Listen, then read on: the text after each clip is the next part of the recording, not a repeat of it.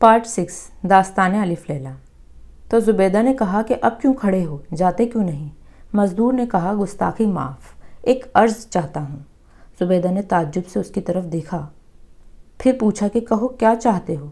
مزدور نے کہا کہ اتنا بڑا مکان، یہ ساز و سامان، لیکن یہاں کوئی مرد نظر نہیں آ رہا، نہ مالک نہ غلام، حتیٰ کہ بازار سے سامان لانے والی خاتون بھی آپ کی ہمشیرہ ہیں، اس کا کیا سبب ہے؟ مزدور کے اس سوال پر سب ہنس پڑی۔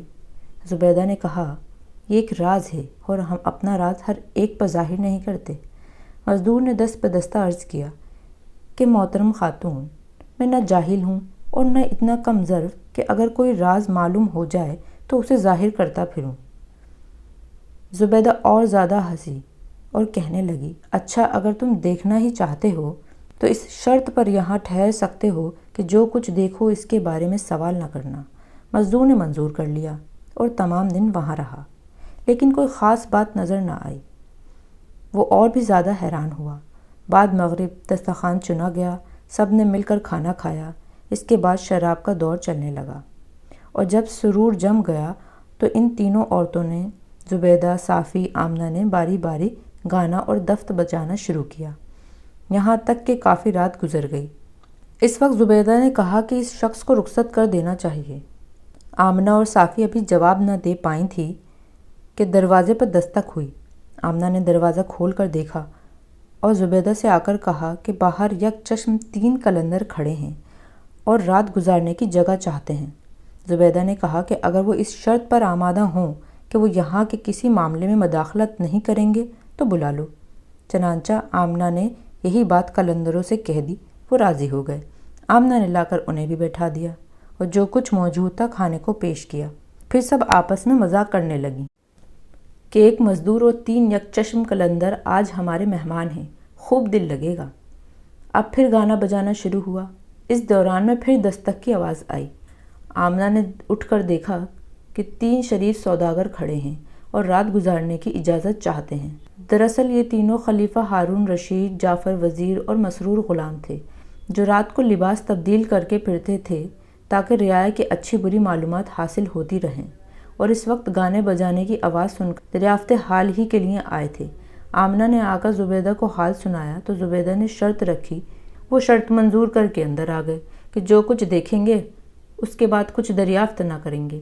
اس وقت زبیدہ نے سوال کیا کہ آپ کا کیسے آنا ہوا؟ جعفر نے بڑھ کر جواب دیا کہ ہم موصول کے سوداگر ہیں، ایک دعوت میں گئے تھے، وہاں دیر ہو گئی۔ اب اگر کارواں سرا کی طرف جاتے ہیں تو راستے میں محتسب پوچھ گاچھ کریں گے۔ یہ سوچتے ہوئے جا رہے تھے کہ یہاں سے آوازیں آئیں۔ ہم سمجھے اہل خانہ بیدار ہیں، شاید رات رہنے کی اجازت دیں گے۔ اس امید پر دستک دی اور خدا کا شکر ہے کہ آپ نے ہماری درخواست منظور کر لی۔ آمنہ اور صافی نے شراب پیش کی، لیکن انہوں نے عذر کیا اور ایک طرف خاموشی سے بیٹھ گئے۔ باقی لوگ برابر میں نویشی کرتے رہے۔ تینوں عورتوں نے جب دیکھا کہ یہ لوگ آرام کریں گے تو وہ اٹھ کر باہر حوض پر بیٹھ گئیں۔ پھر انہوں نے مزدور کو بلایا اور سامنے 2 کتیاں بندھی ہوئی تھیں، انہیں لانے کا حکم دیا۔ مزدور نے ان دونوں کو لا کر سامنے کھڑا کر دیا۔ زبیدہ اٹھی اور چابک لے کر دونوں کتیوں کو اتنا مارا کہ خون جاری ہو گیا اور خود بھی تھک کر چور ہو گئی۔ اس کے بعد ان کو پیار کیا، زخم دھو کر باندھے اور پھر وہیں پہنچا دیا جہاں سے مزدور ان کو کھول کر لایا تھا۔ خلیفہ ہارون بہت متعجب ہوا اور چاہا کہ حال دریافت کروں، لیکن جعفر نے اشارے سے روک دیا۔ اس کے بعد پھر تینوں عورتیں گانے بجانے لگیں۔ آمنہ نے ایک غزل شروع کی اور بہت پردرد لہجے میں گانے لگی، یہاں تک کہ زبیدہ وجد میں آ گئی اور اپنے تمام کپڑے پھاڑ ڈالے اور پیٹھ ننگی ہوئی۔ خلیفہ نے دیکھا کہ وہ اس پر تازیانہ کے نشان ہیں۔ اس کے بعد آمنہ نے ایک غزل گائی تو یہی حال صافی کا ہوا، اس کے کمر پہ بھی تازیانہ کے نشان تھے۔ خلیفہ اور بھی حیران ہوا کہ ماجرا کیا ہے۔ جعفر نے کہا کہ صبح تک صبر فرمائیے، وعدہ خلافی مناسب نہیں، کل دربار میں طلب کر کے سب حال دریافت فرمائیے گا۔ اتنے میں وہ تینوں قلندر بولے کہ اس عجیب منظر کو دیکھنے سے تو بہتر تھا رات کسی جنگل میں گزار لیتے۔ بادشاہ نے ان سے پوچھا کہ تم اہل خانہ نہیں ہو؟ قلندر بولے کہ نہیں۔ خلیفہ نے سوچا کہ شاید وہ مالی خانہ ہیں جو کتیوں کو لایا تھا۔ چنانچہ اس کو بلا کر دریافت کیا تو وہ کہنے لگا، میں بھی آپ ہی کی طرح اجنبی ہوں۔ ہارون رشید کا استعجاب اتنا بڑھ گیا کہ اس میں ضبط کی طاقت نہ رہی۔ چنانچہ اس نے مزدور سے کہا کہ تم دریافت حال کرو۔ مزدور زبیدہ کی طرف متوجہ ہوا اور کہنے لگا کہ یہ سب لوگ بے حد حیران ہیں کہ آپ نے کتیوں کو کیوں مارا اور پھر پیار کیا۔ آپ کی ہمشیرہ کے جسم پر تازیانوں کے نشان کیسے ہیں، اور اشعار سن کر آپ اس قدر بے قرار کیوں ہوئیں؟ زبیدہ نے سب کو مخاطب کر کے پوچھا کہ یہ مزدور جو کچھ کہہ رہا تھا صحیح ہے کہ آپ ہمارا حال دریافت کرنا چاہتے ہیں؟ سب نے یک زبان ہو کر کہا، بے شک ہم اصل راز معلوم کرنے کے مشتاق ہیں۔ لیکن جعفر خاموش رہا۔ زبیدہ نے ان کی طرف غضبناک نگاہوں سے دیکھا، پھر بولی کہ تم لوگوں نے اپنا عہد توڑ دیا، اور شریف آدمی کو یہ پسند نہیں کہ عہد شکنی کرے، اب اس کی سزا بھگتو۔ یہ کہہ کر اس نے زور سے زمین پر پیر مارا۔ فوراً برابر کے کمروں سے 7 زنگی برہنہ تلواریں لیے ہوئے نکلے اور سب کی مشقیں باندھ دیں۔ پھر زبیدہ ان لوگوں کی طرف متوجہ ہوئی اور کہنے لگی کہ تم لوگوں کو سزا دینے سے پہلے میں چاہتی ہوں کہ تمہارا حال معلوم کر لوں۔ قلندروں سے پوچھا کہ تم آپس میں بھائی ہو، اور یہ کیا سبب ہے کہ تم تینوں یکچشم ہو؟ قلندروں نے عرض کیا کہ ہم بھائی نہیں ہیں، بلکہ آج صبح سے بیشتر ہم نے ایک دوسرے کو دیکھا بھی نہیں تھا، اتفاقاً ایک جگہ اکٹھے ہو گئے۔ ہم تینوں شہزادے ہیں۔ ہماری داستان مصیبت ایک عجیب کہانی ہے۔ اس کے بعد زبیدہ نے جعفر خلیفہ مسرور سے دریافت کیا۔ جعفر نے بڑھ کر کہا کہ ہم سوداگر ہیں، اپنا حال شروع ہی میں آپ کو سنا چکے ہیں۔ زبیدہ نے غلاموں کو حکم دیا کہ ان کی مشقیں کھول دو، لیکن ان کی حفاظت کرتے رہو کہ کوئی گستاخی نہ کر سکے۔ سب سے پہلے مزدور نے اپنا حال بیان کیا۔ اے محترم خاتون، میں اسی شہر بغداد کا رہنے والا ہوں اور مزدوری کر کے اپنا پیٹ پالتا ہوں۔ آج صبح آپ کی ہمشیرہ نے بازار سے کچھ سامان خریدا اور میرے سر پر رکھوا کر یہاں لائیں۔ باقی حال آپ کے سامنے گزر چکا ہے۔ زبیدہ نے یہ سن کر حکم دیا کہ اچھا تم فوراً یہاں سے نکل جاؤ۔ مزدور ہاتھ باندھ کر بولا کہ تعمیر ارشاد میں عذر نہیں، تاہم اتنی رعایت چاہتا ہوں کہ ان لوگوں کا حال سن لوں۔ قلندروں میں سے ایک قلندر آگے بڑھا اور اپنا حال بیان کرنا شروع کیا۔ میں ایک بادشاہ کا لڑکا ہوں۔ میرے چچا بھی ایک علاقے کے حاکم تھے۔ مجھے چچا کے ہاں جانے کا بہت کم اتفاق ہوا تھا، مگر ایک مرتبہ میں اپنے والد سے اجازت لے کر چچا کے ہاں گیا۔ وہاں میرے چچا زاد بھائی نے بہت آؤ بھگت کی، وہ میرے ہی عمر کا تھا، چنانچہ ہم بے تکلف دوست بن گئے۔ ایک روز میرا بھائی کہنے لگا کہ مجھے تم سے ایک ضروری کام ہے، اگر تم قسم کھاؤ کہ کسی سے ظاہر نہیں کرو گے تو میں تم سے کہوں گا۔ میں چونکہ اسے کافی مانوس ہو چکا تھا، اس لیے بے تکلف قسم کھائی۔ وہ کہنے لگا، اچھا تم یہیں ٹھہرو، میں ابھی آتا ہوں۔ تھوڑی دیر میں وہ ایک نوجوان حسین لڑکی کو ساتھ لیے ہوئے آیا اور مجھ سے کہنے لگا کہ اس کو فلاں باغ میں لے چلو، میں ابھی آتا ہوں۔ میں اس لڑکی کو باغ میں لے کر پہنچ گیا جہاں اس نے کہا تھا۔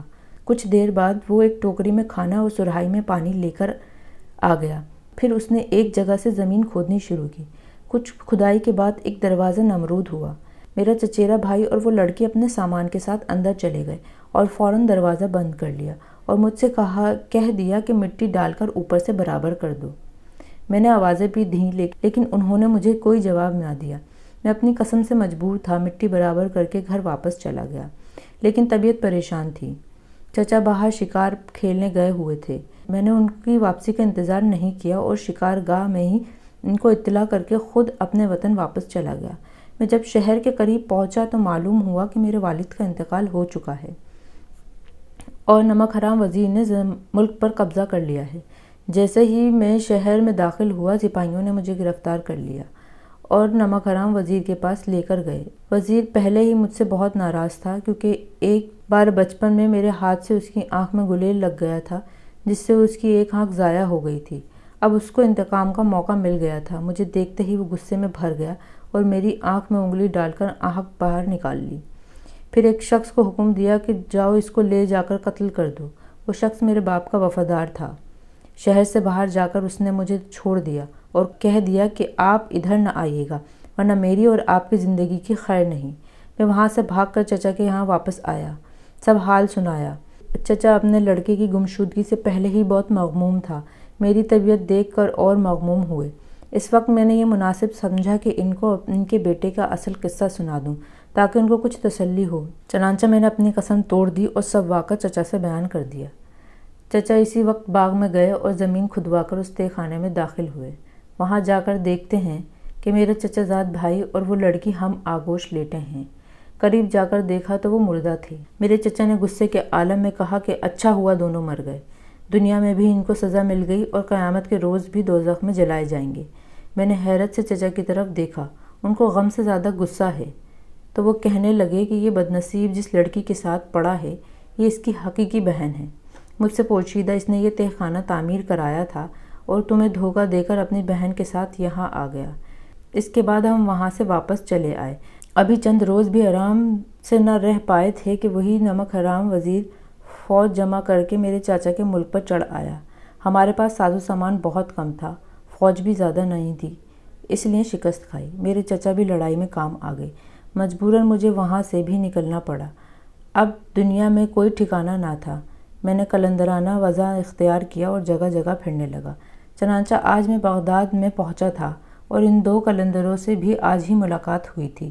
یہ قصہ سن کر زبیدہ نے اس کو چھوڑ دیا۔ وہ قلندر بھی ایک سمت کھڑا ہو گیا تاکہ باقی لوگوں کی داستان سن سکیں۔